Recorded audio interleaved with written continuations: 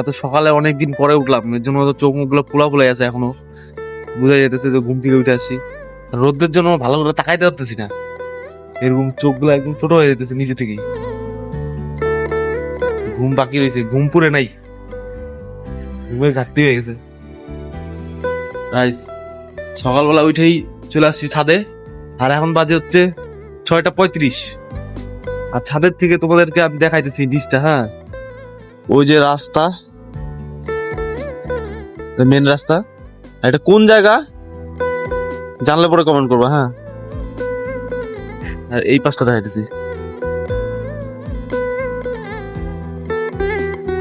আর সূর্য উঠে আছে, হঠাৎ করে গরম পড়ে গেল এত দুই পর থেকে,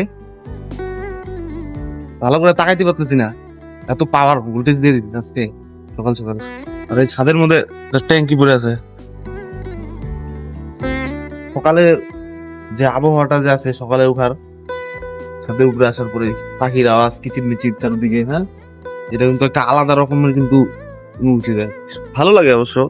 দেখছো, চারদিকটা শান্ত একদম, কোনো চিল্লা হাল্লা কিছু নাই, পাখির কিচিরমিচির। সকালে সকালে উঠলে ভালোই লাগে। সকালে উঠা তো দূরের কথা, সকাল কাকে কয় ওটাই আমরা জানি না, এরকম অলস হয়ে গেছি।